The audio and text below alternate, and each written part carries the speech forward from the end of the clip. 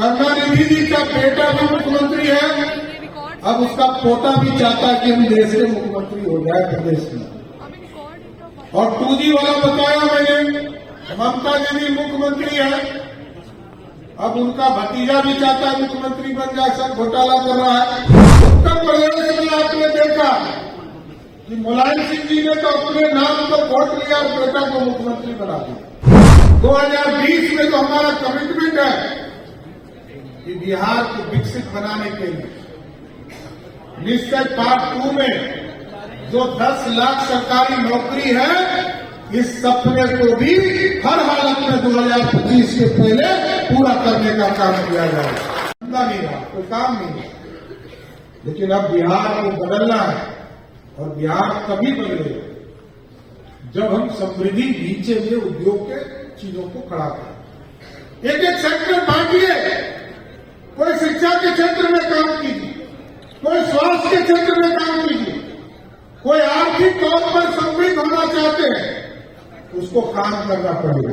कोई ठेकेदारी करता है, कोई रोजगार करता है, कोई उद्योग लगाता है, लेकिन चीजें खड़ी करने की। इसलिए साथियों, मेरा तो स्पष्ट मानना है कि मैं तो अपने आप को राम का वंशज मानता हूं। कि भगवान राम के 2 पुत्र हुए, लव और कुश, और लव कुश समाज से आते जरूर हैं, लेकिन क्योंकि देखिए इस बिहार को बनाना है और आपका जो थीम है शिक्षित, स्वस्थ और सुरक्षित बिहार,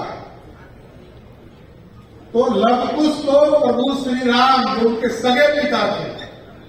ये पूरा रामायण जब आप देखेंगे तो आपको खुद एहसास होगा कि जो आदर्श प्रभु श्री राम ने दिया वो धरती पर कोई नहीं दे सकता।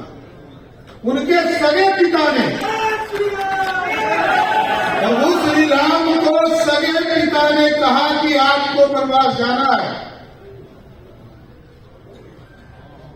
और वनवास जब गए तो दुनिया का कल्याण किया। और बेटा को जब लगा कि मेरे माता के साथ अन्याय हुआ, तो लव कुश ने राजा राम के खिलाफ भी धनुष उठाने का काम किया था साथी। इसलिए हम यही आंदोलन करेंगे। वैसे तो 400 वर्षों से हम इंतजार कर रहे थे कि प्रभु श्री राम टेंट से निकलकर भव्य राम मंदिर में आए, कोई नहीं आया।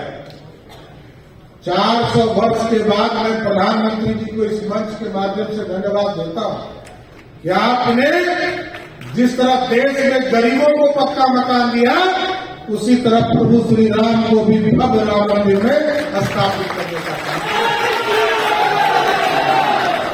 इसलिए कुछ लोग जो है आजकल राम अपने बन जा रहा है, पता है ना। कुछ लोग कह रहा है कि नीतीश बाबू आप दशरथ हैं, और कुछ लोग अपने आप को राम कह रहा है। अरे हम तो यही समझते हैं कि बिहार के पिछड़ों का रावण कौन है? बिहार में रावण कौन है? तो 2G वाले लोग तो रावण बने हुए हैं। बिहार के पिछड़ों का विरोधी वही है, अति पिछड़ों का विरोधी वही है। बिहार में भी राम जी को कहीं खड़ा कर दीजिए तो अति पिछड़ा और दलित ऐसे ही भाग जाएगा। तो जो व्यक्ति रावण का प्रतीक हो वो कभी राम हो सकता है क्या? इसलिए साथियों एकदम स्पष्ट रहिए, ये बिहार अब समृद्धि की ओर जाएगा, विकसित होगा। और एक एक जो रोजगार है साथियों, 2020 में तो हमारा कमिटमेंट है कि बिहार को विकसित बनाने के लिए निश्चय पार्ट 2 में जो 10 लाख सरकारी नौकरी है, इस सपने को भी हर हालत में 2025 के पहले पूरा करने का काम किया जाए। और 10 लाख लोगों को पूरी तरह, अब तो 10 लाख से बढ़ाकर 94 लाख रोजगार देने की कल्पना कर दी गई है। इसलिए हम तमाम लोगों से यही आग्रह निवेदन करेंगे कि आज आपके महत्वपूर्ण विषय, चाहे वो आयुष डॉक्टर हो, चाहे वो IITI के इंस्पेक्टर का मामला हो या और कई चीजें, वो उसको जल्द से जल्द निष्पादित करके आपको आपके चीज मिले और आप उसमें योगदान कर सके, ये सारी कल्पना को साबित करना है।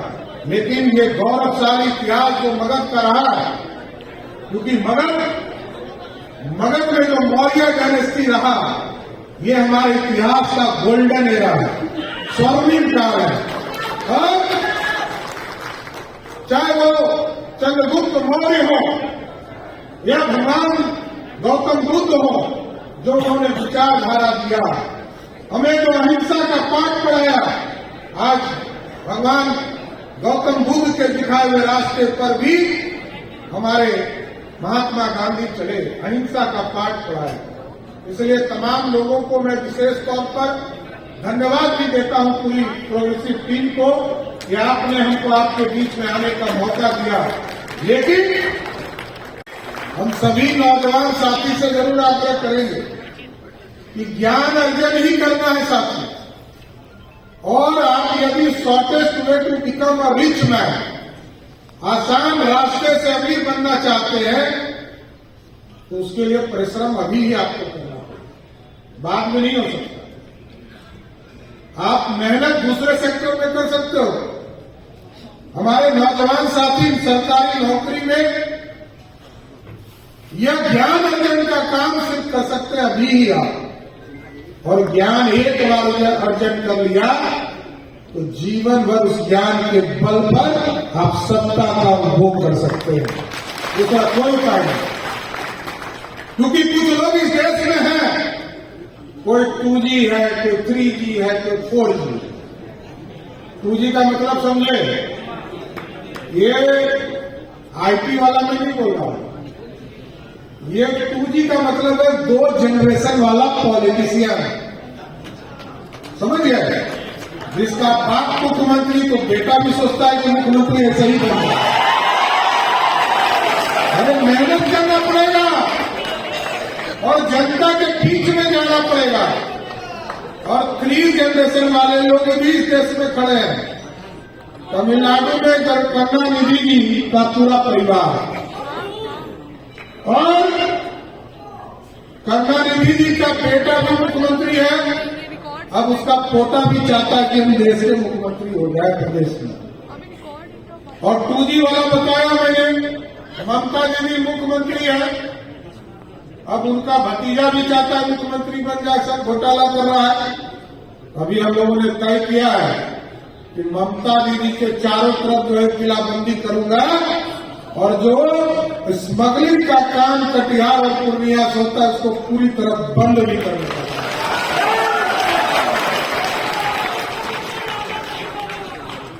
उत्तर प्रदेश में आपने देखा कि मुलायम सिंह जी ने तो अपने नाम को वोट लिया और बेटा को मुख्यमंत्री बना दिया, और यहां भी लालू प्रसाद जी लंबे समय तक कहे, जगदेव बाबू को खूब याद करते थे कि 100 में 90 शोषित है, 90 भाग हमारा है। कहते थे रानी के पेट से राजा पैदा नहीं होगा, और अब कहते हैं कि रानी के पेट से राजा पैदा होगा। तो साथियों एकदम स्पष्ट है, ये लोकतंत्र है, और लोकतंत्र आपके ताकत है, और आप जिसको देंगे ताकत वही सत्ता तक बैठने का काम करेगा, कोई दूसरा उपाय नहीं है। और कल देखा कि मैंने सुना 2G 3G, वो है 4G। 4G तो भूल गए थे, इसलिए 4G को याद करा रहा हूं। 4G वाला कौन है? कांग्रेस पार्टी वाले लोग। अब देखिए, कोई व्यक्ति 10 साल 15 साल से पॉलिटिक्स में हो, और कोई लोग जानते हैं कि पॉलिटिशियन है, 4 दिन यात्रा करना है और 5वें दिन सिंगापुर या इटली चले जाना है, क्योंकि उनके परदादा पंडित नेहरू इस देश के प्रधानमंत्री हुए, दादी श्रीमती इंदिरा गांधी इस देश की प्रधानमंत्री हुई, पिताजी देश के प्रधानमंत्री हुए, माता भी सुपर पावर हुई और अब बेटा जो है कहता है कि हमको प्रधानमंत्री बनाओ, नहीं तो हम देश बर्बाद कर देंगे, कांग्रेस पार्टी बर्बाद कर देंगे। इसलिए साथियों समझ यदि आप चाहते हो कि बिहार समृद्ध हो और देश विकसित हो, तो हमको हर हालत में लोकतंत्र में जनता की आवाज बननी पड़ेगी। और ठीक कहा अरुण जी, लोगों को बहुत जगह चिंता होगी, कष्ट होगी, लोगों से हो सकता है मुलाकात भी नहीं हो, लेकिन आपको अंधा प्यार करना होगा साथी, और अंधा प्यार कीजिएगा। इतना गारंटी जरूर देता हूं, इस बिहार को समृद्धि की ओर ले जाऊंगा। और जो हमारे बेरोजगार साथी घूम रहे हैं, एक एक व्यक्ति को चुनकर रोजगार देने का काम भाजपा की सरकार है। कोई छूट नहीं सकता। क्यों छूटेंगे? हमको आर्थिक रूप से समृद्ध बनाना है, और ये तब तक नहीं बन सकता जब तक बिहार के एक एक लोग गरीबी से बाहर हो, समृद्ध हो, रोजगार मिले। हमको होल्ड टाइमर पॉलिटिशियंस माना जाता है कि बिहार के लोग से पूछते हैं किसी पॉलिटिकल वर्कर से आप क्या करते हो, तो कहेगा 100% पॉलिटिक्स करते हैं। नीतीश कुमार जी ने इसकी शुरुआत की और पूरी व्यवस्था को खड़ा किया, लेकिन अब बदलना और बड़ा है।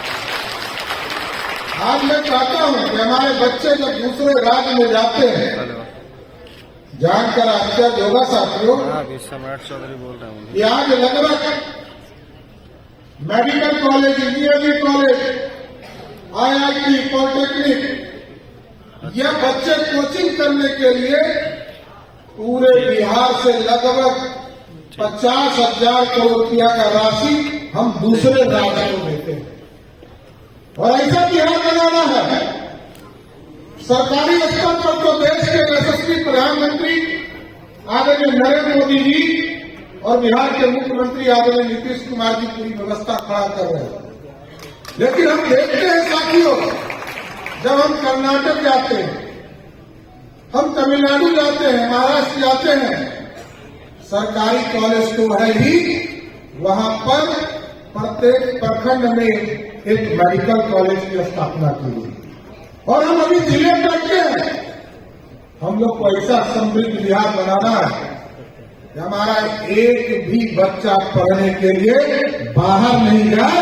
सारी व्यवस्था बिहार में करना है, सारी व्यवस्था खड़ा करना है, और सरकारी स्तर पर भी खड़ा करना है और प्राइवेट स्तर पर भी खड़ा करना है। यह समृद्ध बिहार कभी बनेगा। आज हमने एक योजना, लघु उद्यमी योजना की शुरुआत किया। 50,000 लोगों को सीधा रोजगार देने के लिए हम लोगों ने व्यवस्था खड़ा किया, उसको 2 लाख रुपया देंगे। इससे काम नहीं चलेगा, मैं जानता हूं। सबसे बड़ी चीज है कि बिहार बदले। नीचे चले जाओ, नीचे चले जाओ, नीचे से। ये समृद्ध बिहार बनाना हो। आज देखिए 2,76,00,000 परिवार है बिहार, उसमें से 94 लाख परिवार ऐसे, मतलब 1 करोड़ परिवार ऐसे हैं जो आमदनी के तौर पर साल में 1 लाख रुपया भी नहीं कमा पाते। उसकी चिंता करने के लिए हम लोगों ने तय किया। लेकिन आज देश के यशस्वी प्रधानमंत्री जी लगभग 1,80,00,000 परिवार को सीधा मुफ्त अनाज 5 किलो दे रहे हैं, और 5 किलो अनाज के साथ साथ अभी 2 दिन पहले हमने फैसला लिया कि 1,80,00,000 परिवार को 5 किलो अनाज तो मिलेगा ही, 5 लाख तक का उसका बीमा भी होगा, जिससे कि वो बीमार पड़े तो सीधे हॉस्पिटल में।